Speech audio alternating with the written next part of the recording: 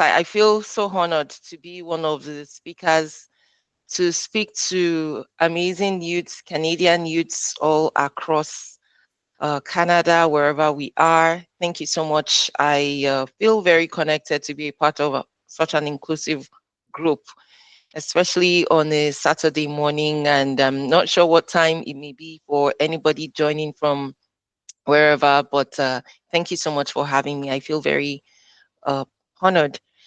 So if you're on YouTube, I might not be able to see, but it would be nice for you to enter in where you're joining from. It's always a good practice to have an idea of where people are joining from, just to have that data.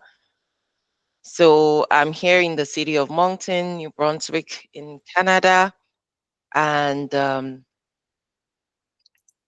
as I have mentioned, or as Tayo had introduced me, my name is Damilola Ajibade. I work as a business navigator. I work with one of the arms of government, and I support entrepreneurs in helping them understand the information that they require to start their businesses.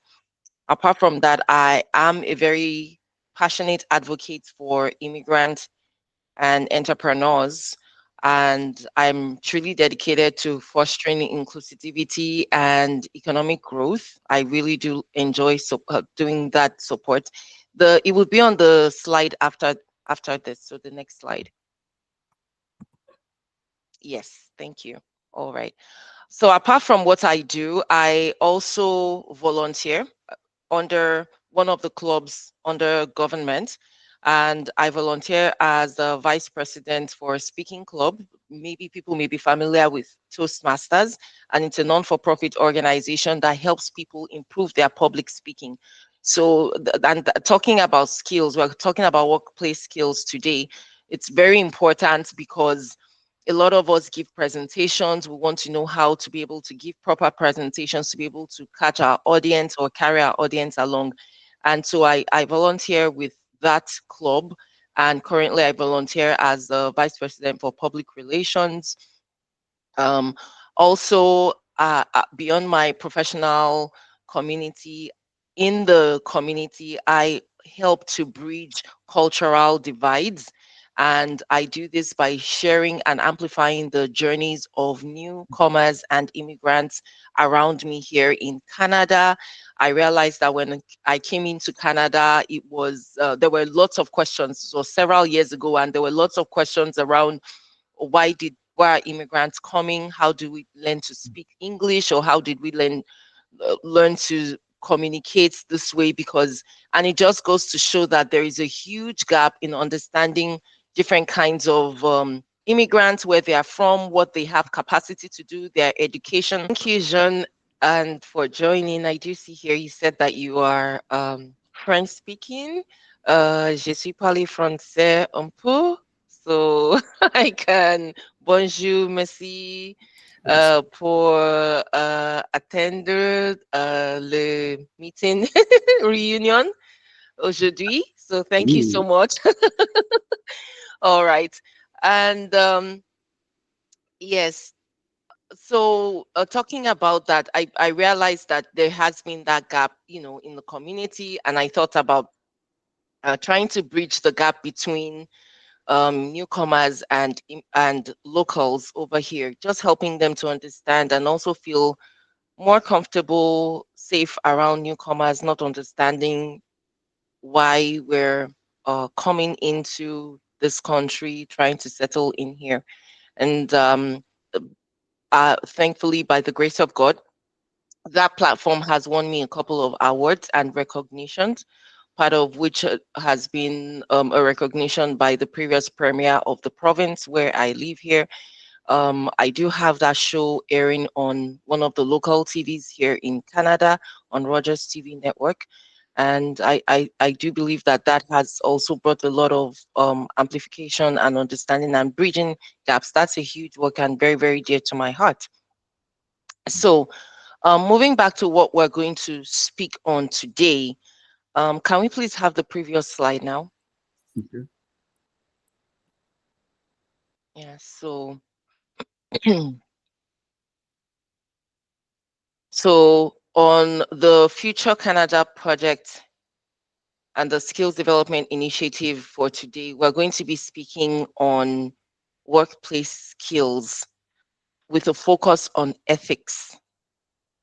And I find that very interesting, a topic that is really interesting. And we're going to be speaking about why workplace ethics matters, the importance and the impact of ethics in the workplace, core ethical principles in the workplace, common challenges that we face with ethics in the workplace, factors that influence ethical behaviors, ethical decision making frameworks, and then we'll conclude.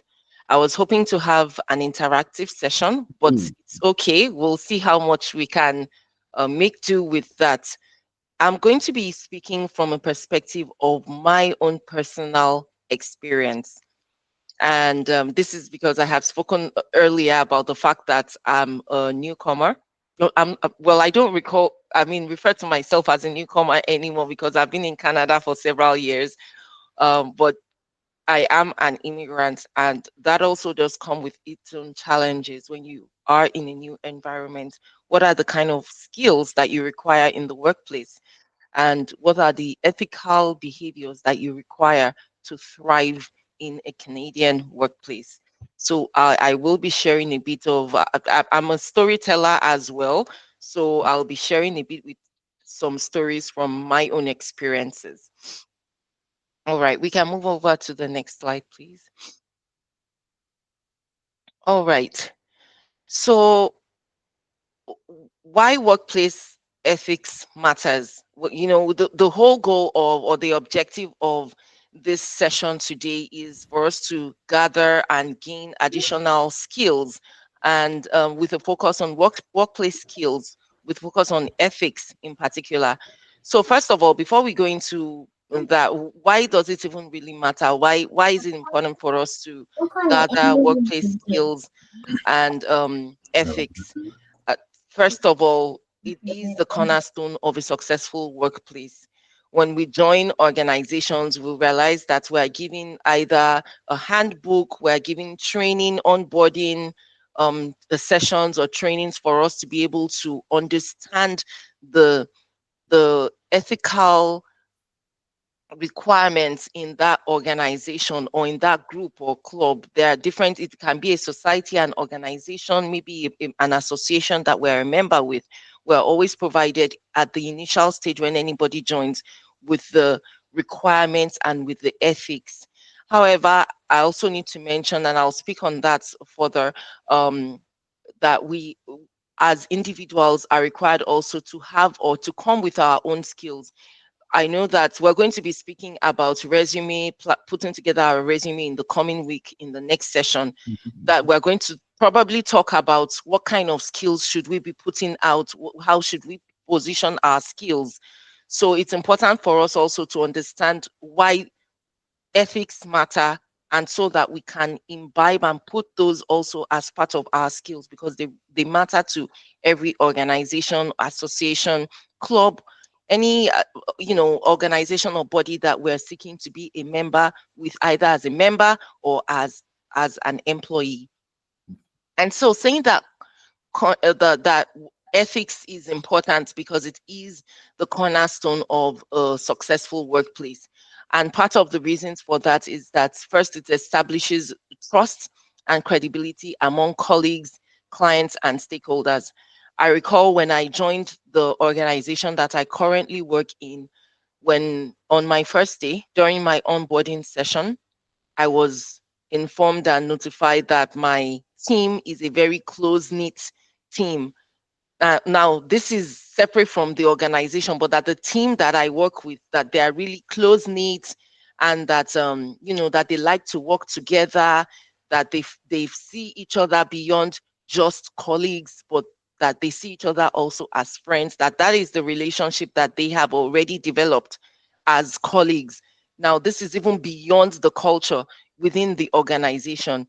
And so I had that, and this is close to 5 years ago, but I still remember that particular statement that was made and that was told to me, because I realized that for me to be able to thrive as a successful member of that team, it was important for me to understand the culture of the team, to understand the ethical codes also within the organization.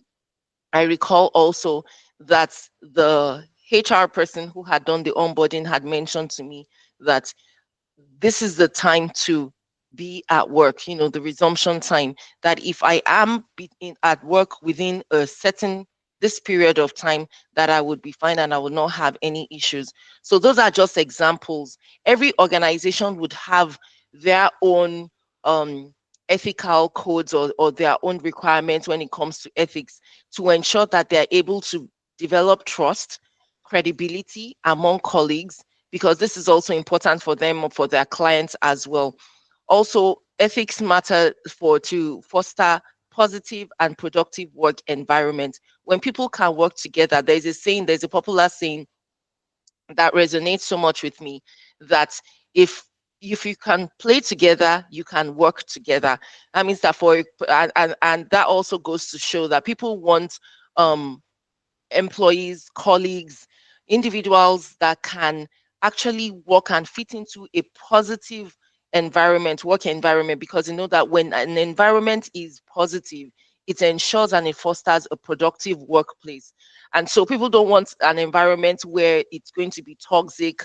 And that's why one of the important ethics that we'll talk about is, I recall during my own experience where there were issues. I mean, there were instances that were mentioned that, oh, if you have an issue with somebody, you want to discuss it with the person. If it's not someone you can discuss it, you want to maybe reach out to your manager. If you don't want to speak to your manager about it, you can speak to a HR person, someone in the HR team, just to ensure that people are not having toxic situations or experiences, because it disturbs a workplace, it disturbs a productive workplace environment. So I just want to, mention this and emphasize that every workplace will have the required ethical skills or requirements that you need. You'll find this information also available on different organizations' websites. They'll mention what their visions are. And I know that Tayo had mentioned that even for the mandate, outreach, the hub, and even for every other organization that is partnered under the umbrella here. And he mentioned what the vision was. I noted that it was mainly to empower youth across Canada. So you want to be able to take note of what are these organizations about? What is their mission really? What do they really want to do? What do they want to achieve? Even if it is that they are selling clothes or they are selling food, what exactly are they about? They'll always put out their vision there, what they want to see themselves at, and what they want to be able to achieve, and also what their mission is, how they are going to achieve those things. Those are key highlights and important areas for us to understand what an organization is about, what they want to achieve within their environment or within the sphere of influence where they represent or where they are at. And that can actually help us, take back and reflect on that and say that, okay, how does my person, or how does do the skills that I currently have, how will they add give value or give back to this organization? How would they align with this organization that I want to be a part of, that I want to work with? So these are things that these are just a few tips or highlights that can help us fit in successfully, ensuring that we're able to acquire the right skills and highlight the right skills when we are seeking to be a part of a certain organization. As I mentioned, nobody wants to work in a toxic environment. So ethics are they are like those standards that organizations will have in place to ensure that they are that there reduction in conflict and misunderstanding amongst their members or amongst their colleagues or employees. Also, every organization wants to ensure that they can enhance their reputation and brand. They don't want to have uh, colleagues or members of their organization that are having issues out in public. We see these days where people are even having on their personal social media pages or channels, where people are now beginning to take their conflicts out onto social media. Every organization wants to ensure that they're able to maintain and manage a great image, a good brand image, and a good reputation. And it's first of all starts from within, from the people that work with them. Also, to be able to contribute to legal compliances, we're going to look at a couple of examples further down on how there can be legal issues actually stemming out of the fact that people do not have the right skills or the right ethical skills in the workplace. And then ultimately, ethics impact the bottom line and long-term sustainability. Um, and I put there that this is actually a statistic from an example, and this was sourced from Business Stasher, that 84% of consumers consider a company's ethics and values before they make a purchase. And so in this day and time um, where inclusion is really important.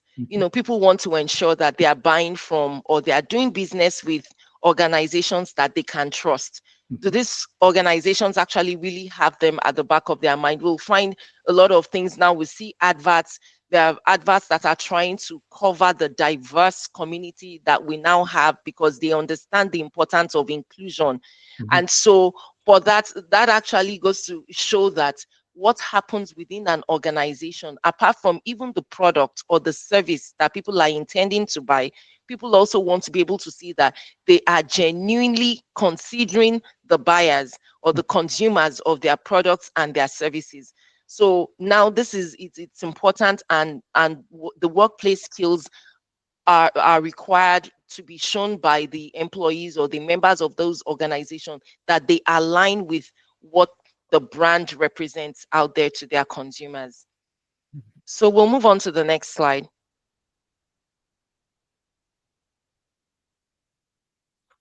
All right. Okay. So what exactly shapes what exactly are our workplace ethics? I think we skipped uh, we should be looking at what exactly are workplace ethics. Yes. That. All right, perfect. Thank you. Or am I the one that skipped? Okay. All right. So I've been talking about ethics. So really, what are these ethics that we're talking about? Basically, a set of moral principles and values that guide our behavior and decision making within an organization. And examples of these are honesty, integrity, fairness, respect, and responsibility.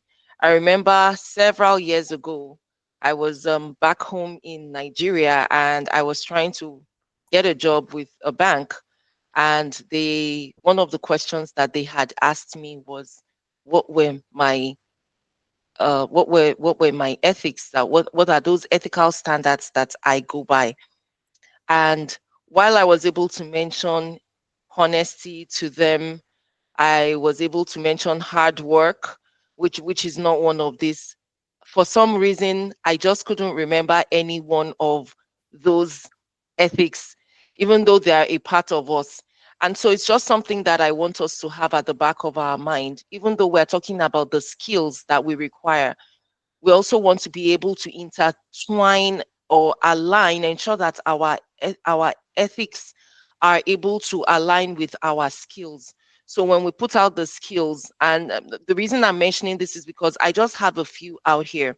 I was hoping that we could have a bit of uh, interactive conversations at this point where we'll talk about what are some of the other skills that you know about that actually speak about your ethics or that describe your ethics, because basically your ethics describe the kind of person that you are, Mhm. and that is the skills that you require, well, I mean, that you begin to acquire. When you begin to acquire new skills, you are actually describing the kind of person that you are. So we'll mention the fact that I know how to do project management, I know how to do presentations. Those are skills, right?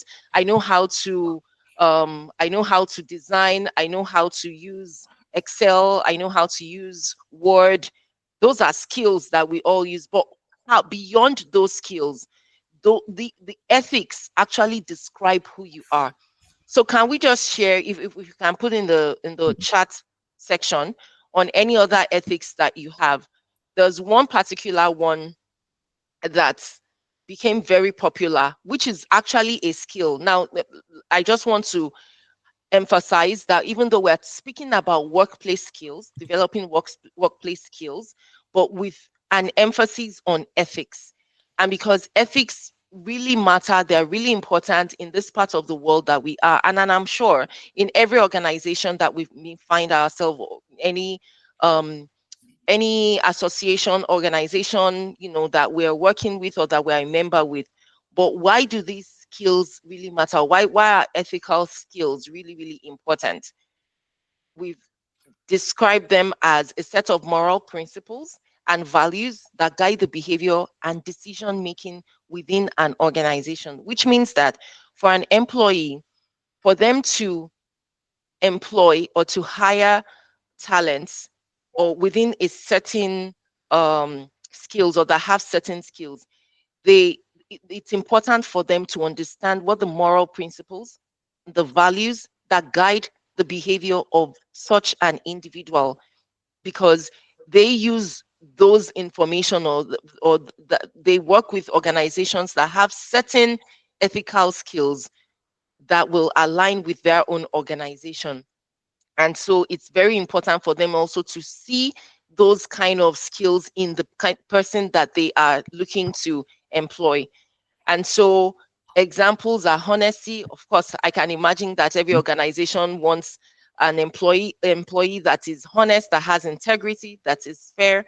Even if we do not describe or we do not list this under our skill set, because we want to be able to show that we have business analysis skills, or that we can use Word, or that we can use Excel, or that we have project management skills. Within our introduction, we want to be able to put out our values and our ethical.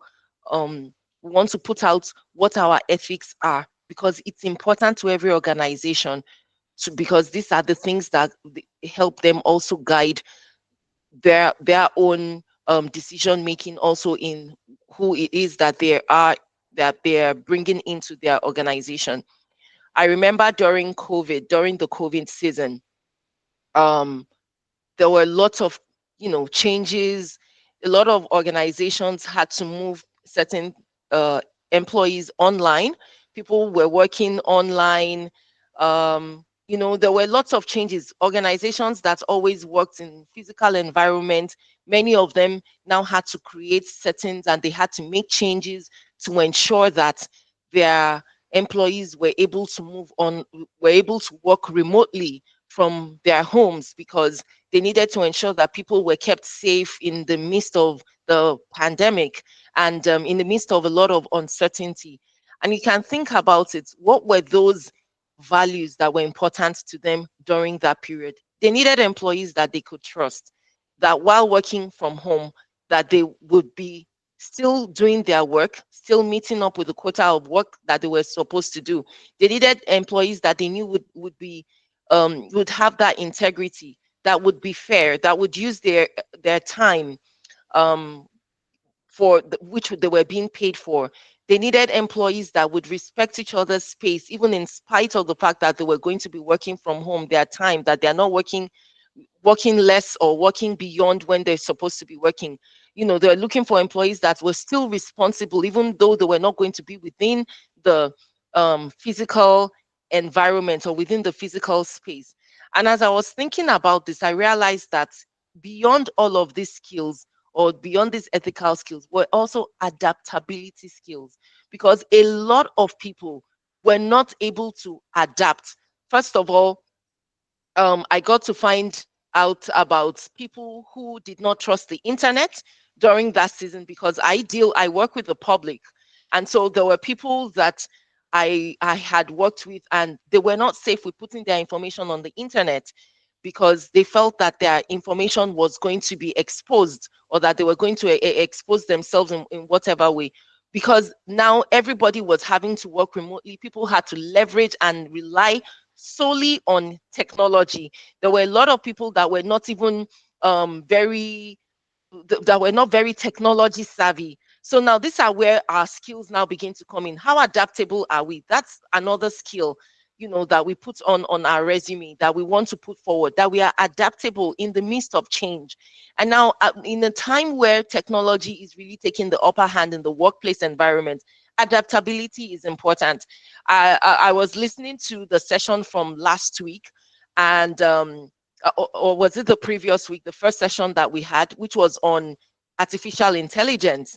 And I recall that the speaker was speaking about how, I think there was a question on why is it that people don't want AI to be used and all of that. And I recall that the speaker was talking about the fact that people are losing their creativity to artificial intelligence, because they are relying so much on technology. They are relying so much on artificial intelligence.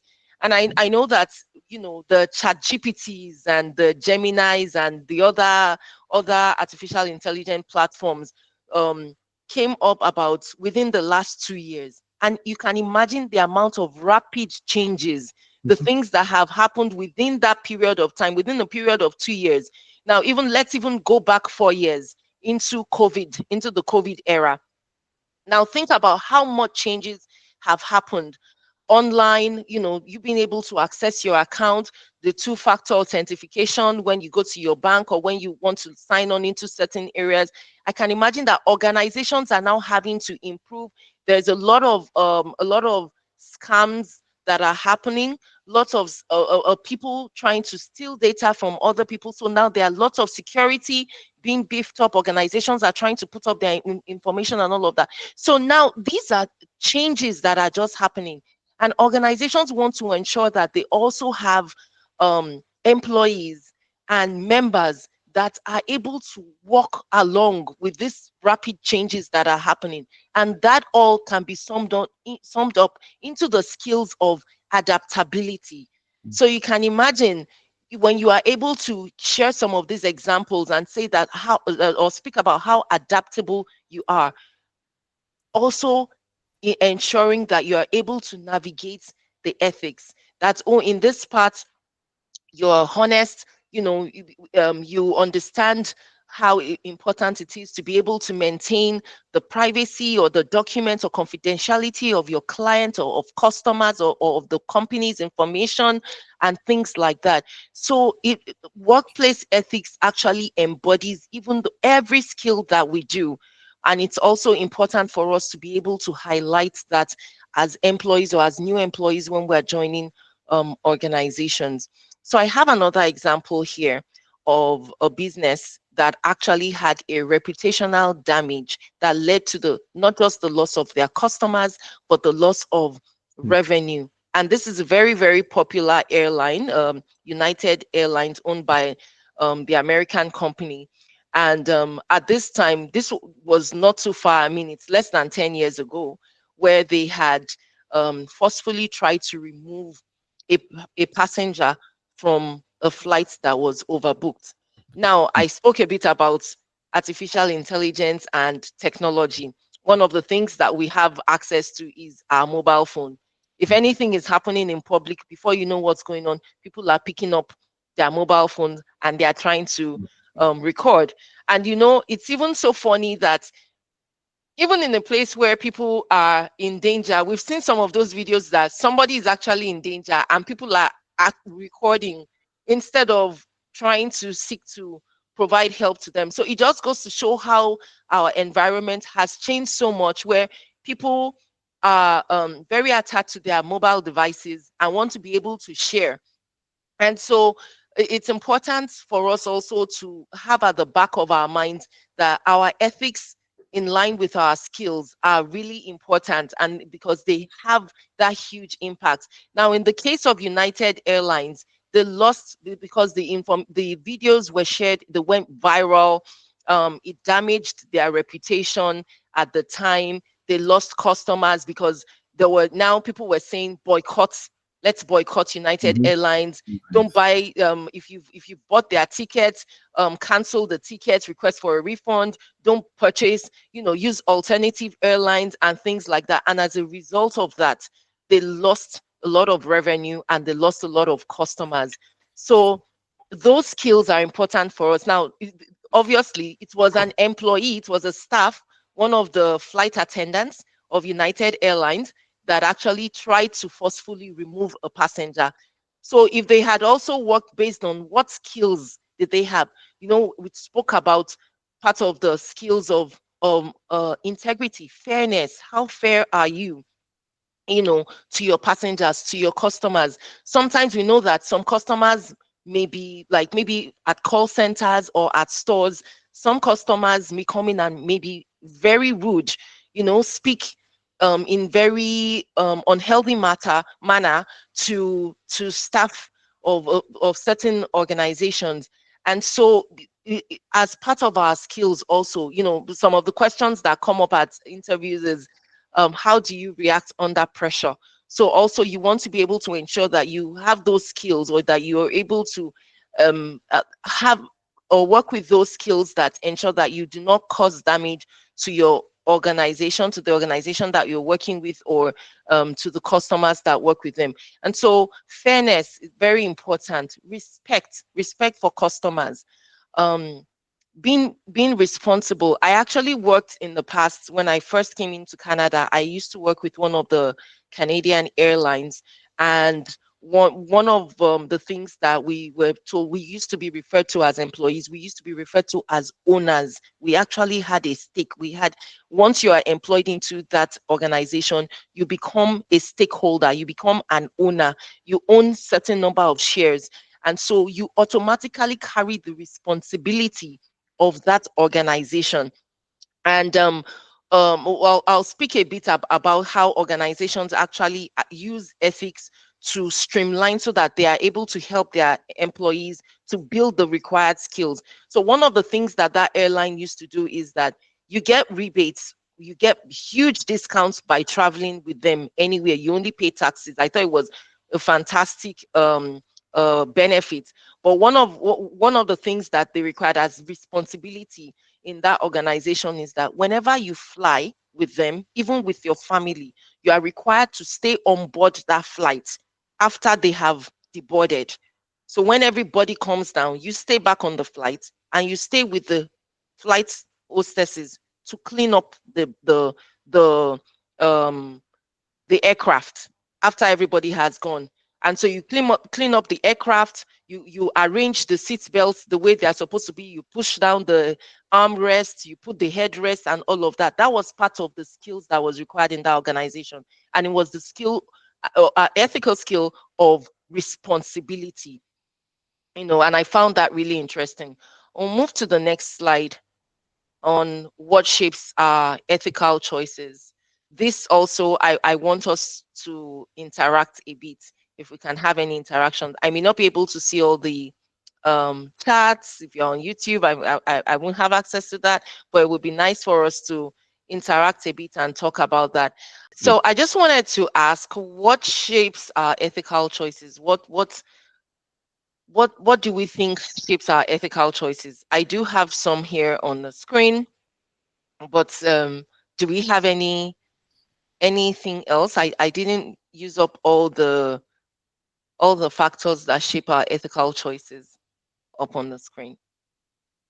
So one of the things is individual factors, our personal values, what we believe, what we have always believed, what we have grown up with, our moral compass, our upbringing, and this is beyond the our individual factors also are based on our choices, what we decide that we want to develop ourselves with. For example, we all went to school.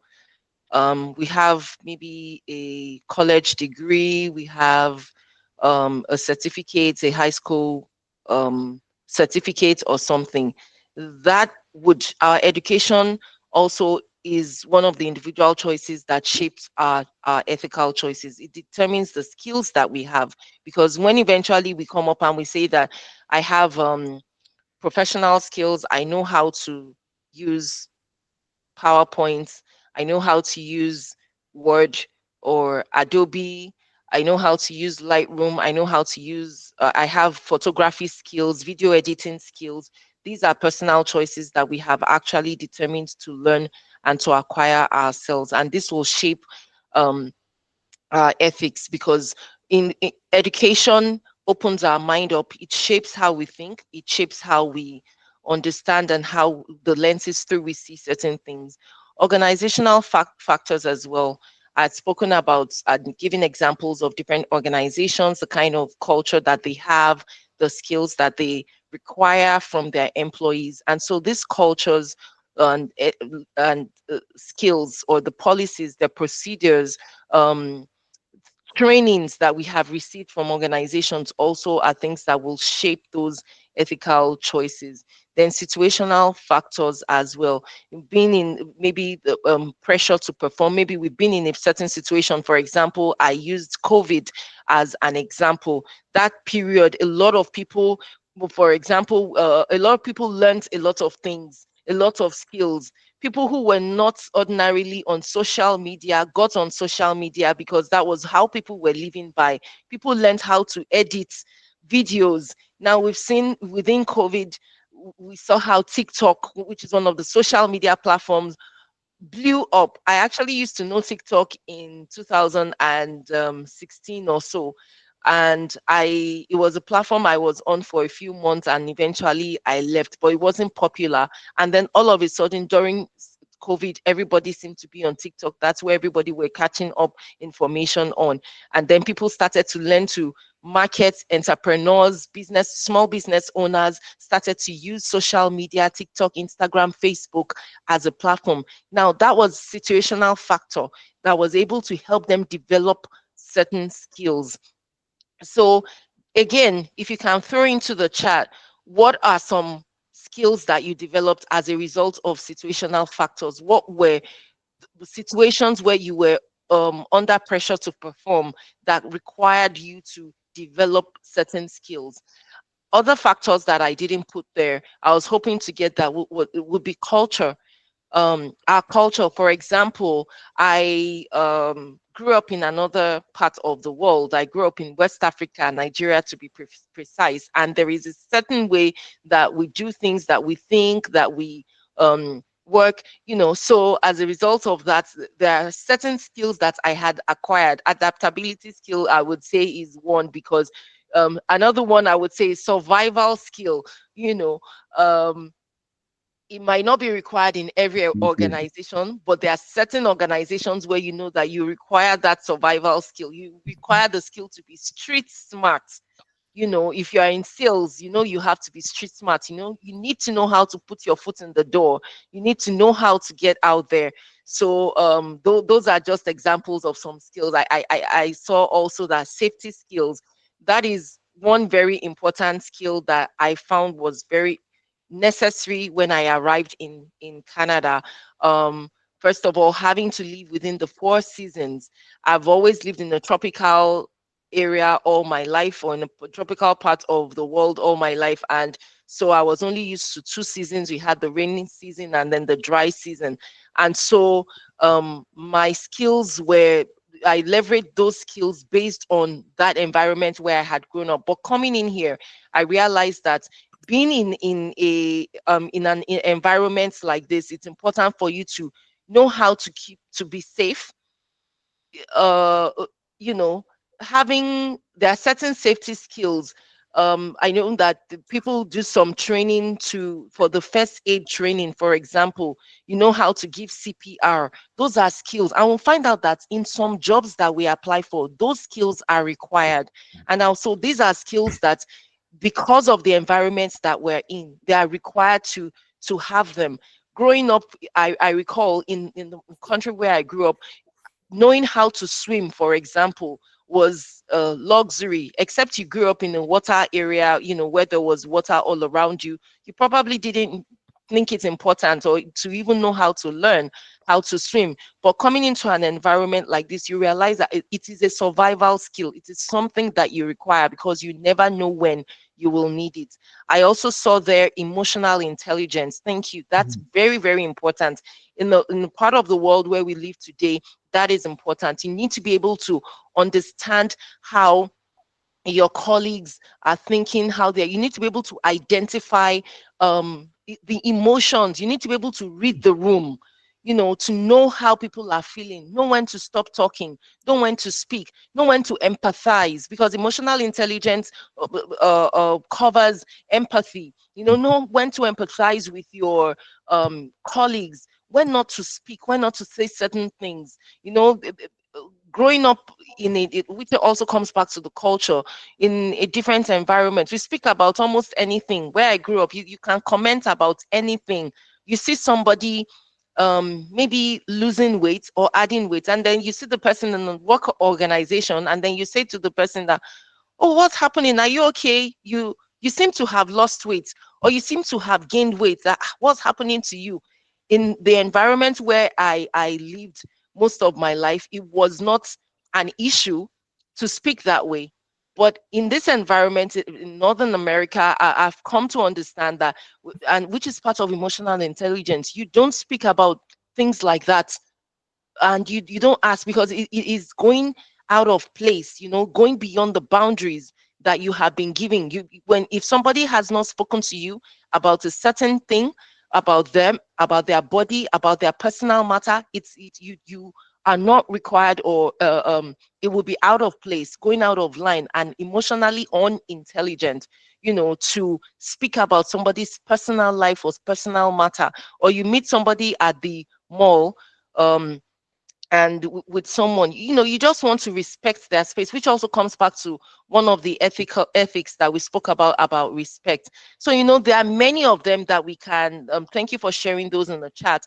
There are many of them that we can actually highlight, and we see how it affects us and our productivity, and being able to understand what is required in the environment that we're in. All right, so I'll move to the next slide, and I'll speak very briefly on this, because this is not really the responsibility of employees. It has more to do with the organizations, the associations that we are a member with. So creating an ethical workplace is not solely an employee's responsibility. However, we have a part to play in understanding what the culture, what the skills are that are required in our environment or in the organization that we're a member with. It's important for us to understand them and to be able to develop the right skills to be able to thrive in that organization. I've mentioned earlier about how to identify the culture, or the yes, the culture of each organization. They'll mention it in their vision statement, in their mission statement of what they are about, how they intend to achieve this, and then you can begin to break that down and align to say that, what skills do I require to align with this particular organization? And so every organization will have a strong leadership commitment in setting ethical tones for their organization. They'll also create a code of conduct. It can be a document. It can be maybe on the portal, maybe on employee portal. Maybe it can be on the walls. I remember back in the days, they used to put things like that as signposts on the walls in organizations. Respect, responsibility, fairness, honesty, so that when you see that, you professionalism, you it kind of reminds you that, oh, this is what these people are about. And then you want to ensure that you align to follow those ethical codes, or to ensure that those skills are still a part of you and that you are working with them. And then ethics training, organizations will train um people. The part of like this training that is actually these sessions that are actually happening, there are ways in which we um also help to shape the workplace culture. As Tayo mentioned earlier, one of the visions of this body is to ensure that they empower young Canadians, creating an inclusive workspace. We want to ensure that young Canadians are empowered. So it's also a way of creating, and so by doing that, they are organizing training. And he mentioned something, he said that it's ongoing, which means that at every point in time for certain seasons or quarters, there are going to be cohorts that will be running, ensuring that they are empowering young Canadians to have these right skills. And so when people want to shape a certain organization or a certain culture, one of the important ways of doing that is through training. And so if we ourselves also, as employees, as people seeking to join a work environment, we can also leverage training opportunities or look for those training. What skills do I want to acquire? And then we can ensure that we're able to enroll in those trainings to shape our skills or help us acquire those skills.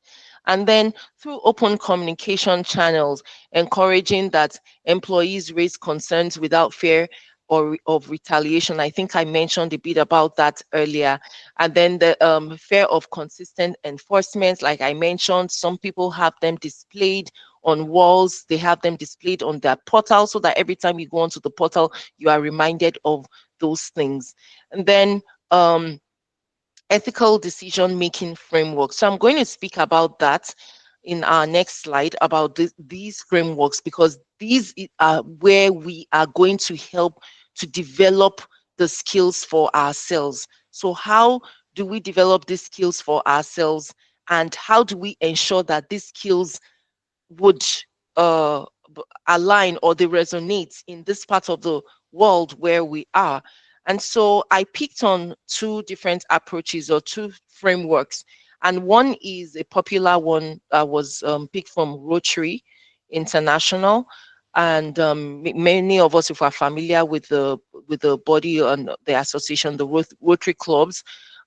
So this is something that they go by. First of all, they ask, when the skills that that we want to develop, want to ensure that the way we are working, is it the truth? That means, is there are we aligned? Now this comes with honesty. Those skills that we're able to develop, is it the truth? Is it fair to all that are concerned? Am I fair to my organization that I'm working with? Am I managing their time and their resources well?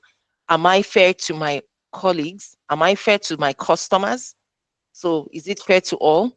Will it build goodwill and better friendships? So this particular skill that I have, will it build goodwill? That means, can people rely on me? Am I dependable? Can people reach out to me?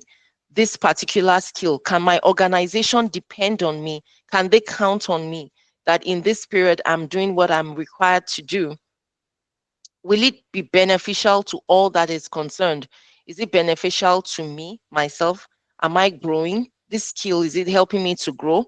Am I, is it beneficial to my organization? Is it beneficial to my colleagues? Is it beneficial to my customers? And then the other approach that would help us align our skills, or that would help us develop our skills, um, is the stakeholder approach. So identify all stakeholders affected by the decision. So let's think about this. We are applying for a job in a new organization.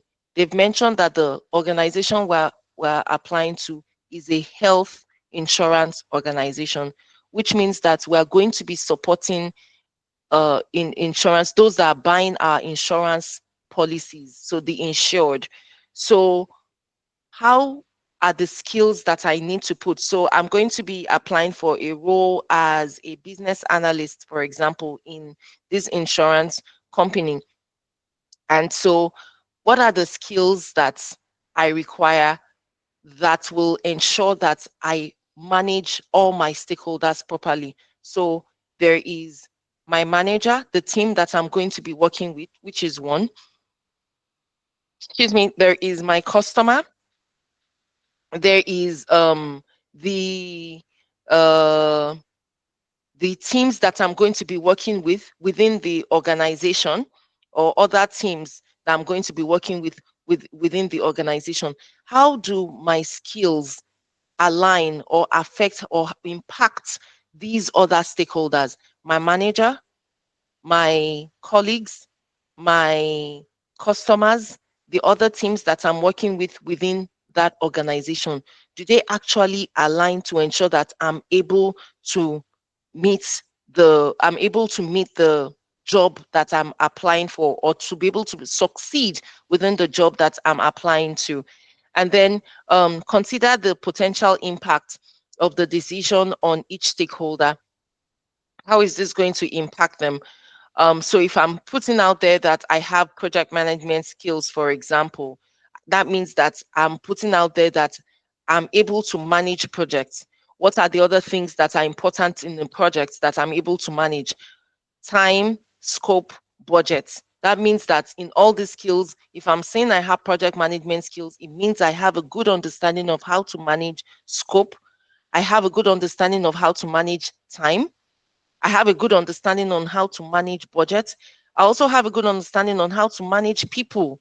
So that's what we're saying. So basically, when we put out our skills, we're, like I mentioned earlier, we're speaking about more about ourselves, what it is that we can do, and how it is that we can work with people around us.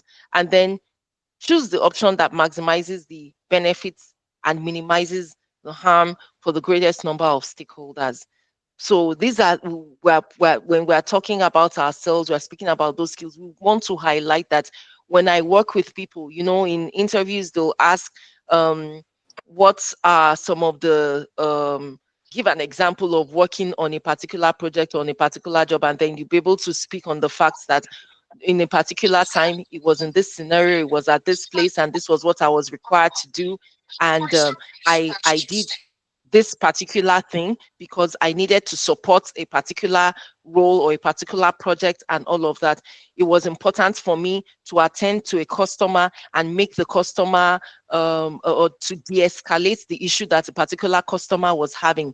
And so those skills we are now beginning to place them in a way that it impacts all these stakeholders, and how we're able to sell ourselves, put out what it is that we have developed those skills. I mean, mention how we have developed those skills based on previous experiences or previous jobs or previous education that we may have acquired. All right. So as we're rounding up, just want to check for some understanding. Um, I'd like to conclude on this note to mention that it's important for us to embrace ethical practices while still mentioning, I know that we've talked about some of these workplace skills, but with a focus on embracing ethical practices. And so just in conclusion, to say that workplace ethics are not just a set of rules that are created by organizations, but a fundamental aspect of creating a thriving and responsible organization. So where it requires commitment from every individual. We've talked about how training impacts us, how we're able to improve on our skills through training. We've talked about how understanding the organization that we want to be a member of, understanding the requirements, what are the ethical codes that they go by, and then the skills that they require for employees to thrive within that organization. And so it's important for us to continuously seek to understand this, seek to know what skills we require to thrive in certain roles, because the skill that I use in a particular role may not be the same skill that is required in another role or on another project. So even while we try to sum up, or I've acquired all the skills, it's important for us to highlight or identify the skills that are required per project, per job, per role, per time. I referenced some skills that were required during the COVID season. Are those skills still required today? Probably, but they were more emphasized during that particular period because of the situation at that time. And so it's important for us to note that those that our skills, the workplace skills, may not be what we will use over a long period of time that we're within a particular environment. They might be for a certain project, or they might be for a certain assignment, they might be for a certain period. But at the end of the day, we know that we have acquired those skills. We're able to explain and put ourselves out there as to how how those skills align to us, or how we use them, and how they align to the organization that we want to work with. So I don't know if we have any reflections or any questions at this time. So this is where we take questions and answers. I mean, we take questions, suggestions, reflections, contributions.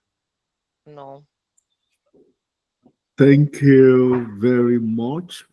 Do we have any question? Of course, I have a question, All like right. maybe like a reflection, of course. Yeah. So, but before that, do we have anyone uh, uh, on any of the platforms? Please, you can just drop in your chat or on anywhere you are connected. Please just drop your chat and we can assess it, and we'll make sure that our resource person respond to it adequately. So my thought, my question is that uh, being that we're in a very unique system, and and I know you've spoken very, very well on emotional intelligence, and I realized that sometimes it's key at workplace as a skill that we need to have, that we understand the emotions of people that we work with, our colleagues, uh, and also assessing the culture of the organization. Then the people that we work with, our colleagues, irrespective of their race or their background, I believe that it's key that we have clear understanding of nature of people, the way the tone of their communication. Some people, they want you to respect their space, and sometimes what you will say to me that will feel like you're just making a joke, you will say the same thing to someone else, and that person will find it offensive. So we must understand. I just want to chip in that maybe as such person will also say a few things on that. Yeah. More is that people sometimes, based on our background, I'm talking from my background. Maybe I'm very jovial and I just just maybe walk into the office on that day and I'm just, and that fellow is just looking at me that what is he talking about? I mean, no, might even say hello and you'll not have any response. That doesn't imply that that person have any issue with you. It doesn't imply that he's not interested in talking with you. It doesn't imply that maybe he's your enemy at workplace, or you begin to think about like, I'm not loved there, I'm not welcome there. So I want us to take a little more on that to see that people actually have things that they go through that is going on in their life. Yeah. And we must be emotionally aware that even though we are colleagues, there's still a room for us to respect our privacies, have a limit through which we can crack those jokes, that we don't get into the emotional state of people. So maybe I'll just leave it there in case there is more thoughts that are resourced. Yeah, absolutely. Thank you so much for that. And that's actually, I mean, that's very practical, if I can say. what you have mentioned. And truthfully, one of the challenges that we face as immigrants, for example, for those of us that are immigrants, because especially an immigrant who has worked in another environment and then just coming into a new environment, an entirely new environment. And I'm talking about working in another country and then, coming to work in North America. While you were speaking, my mind, I drifted away a bit to some my past job experiences back home in Nigeria. And I remember in the organization where I worked, I used to work with a software organization, and they had an open office setting. There were no dividers, there were no cubicles, there were no offices. Everybody's desk was just open. And so when you come into the office in the morning, you can either decide to walk from the top of the office until you get to your desk. And as you are doing that, you are greeting everybody, saying hello to everybody. And even while you're doing that, you can even stop by at somebody's desk and chat. I have a 5 minutes chat. Bear in mind, you are still saying good morning, but you stop by for a 5 minutes chat. It was part of the culture there. And or you could walk in. I had a colleague who would walk in and she would yell on top of her voice and say good morning to everybody, and people would chorus good morning answers and all of that back to her. And I came to Canada, and one of the things that hit me was that in the morning, people don't even necessarily say good morning. People are already at their desk, they are Busy. already working, you know, if whether regardless of what time you walk in, whether you come in late, sometimes people just come in, they don't want to talk to anybody. And just to what you have mentioned, you don't know what people are going through. And so when I initially experienced that, for me, it was kind of offensive. Like, what did I Telling you. do? Why don't they want to talk to me? Why don't they want to say good morning to me? Is it because I'm not originally from here? And then we start to Yeah, think you all start. those things and things like that. But like you mentioned, we don't know what people are going through. I mean, it's just a whole lot of emotional intelligence that needs to come from the place of deliberate and intentional learning. Because the question might come up, how do I then learn these things?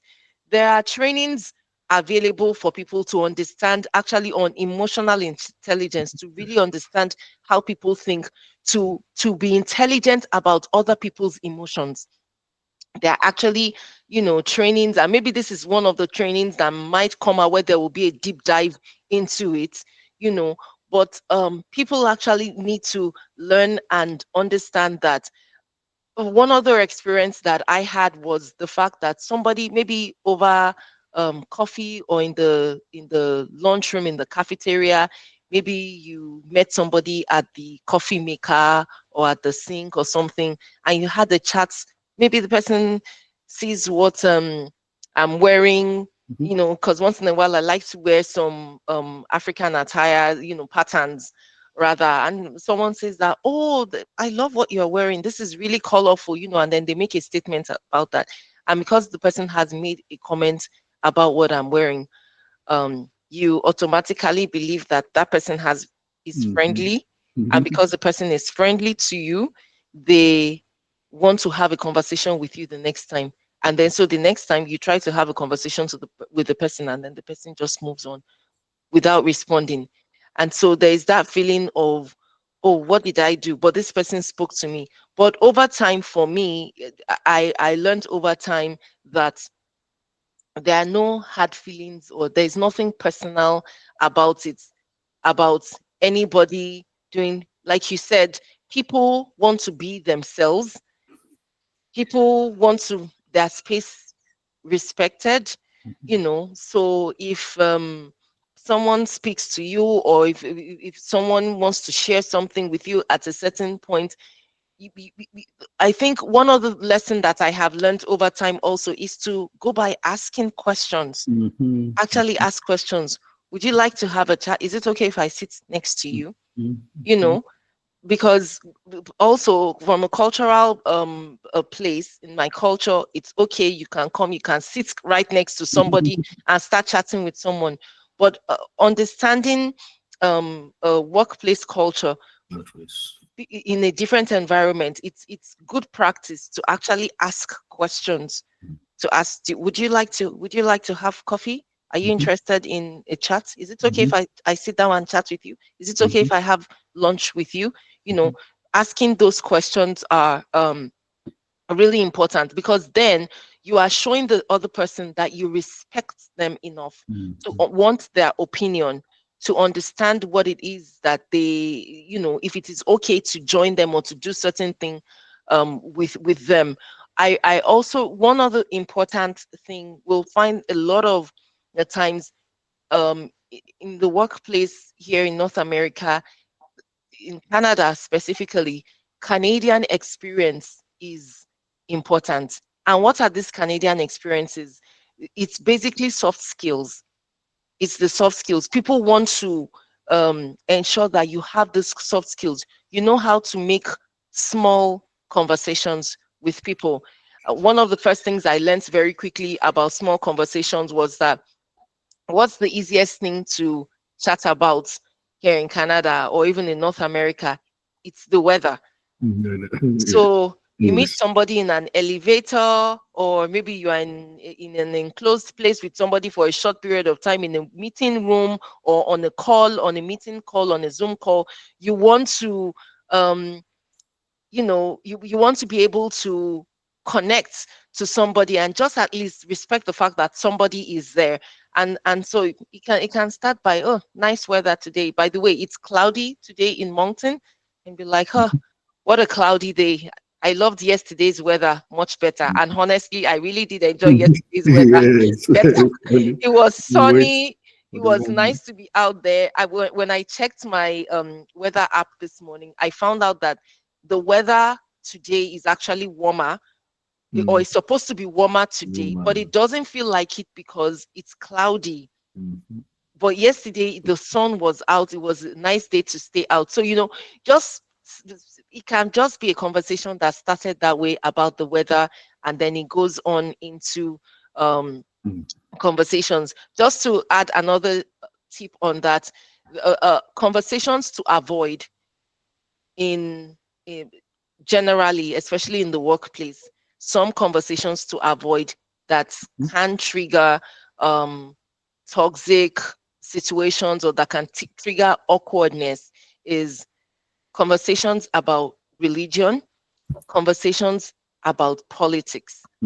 There's another one, I can't really remember exactly what it is on, but those two, you want to try as much as possible to avoid having conversations on religion, even though right now we're in you know, we're in one of the holy celebrations, the Easter season and all of that. But you don't want to start talking about how people are celebrating and how people don't believe in certain things and all of that. So the belief, so those are conversations to avoid also in the workplace. It's also a season where it's an election season here in Canada. Also don't want to talk about who is a member of a particular party, because these are sensitive conversations that could trigger people. Do we have any other question before we begin to uh, close down the section? So while waiting, in case to maximize our time, I want to share with us just few information like announcement and how we can connect with our resource person Yeah. even after My this. final slide actually has my LinkedIn. I'm going to say it right away. Our resource person for today, Damilola Ajibade, you can, anywhere you are in the world, either you are here live on this class or you have access to these materials after this section, weeks to come, years to come, anytime, any day, which I believe we're going to leave it for as long as possible on our networks. So you can right now check into your LinkedIn app and search for Damilola Ajibade and connect with her. I'm very, very sure she's a go-to person. Like it's as a go-to person. That is your lady there. She is a go-to person. Anything you think you want to know about business startups, about business navigations, and the rest of them, and you can connect to her LinkedIn profile, check out what she's doing, see how you can actually be part of whatever she's working on.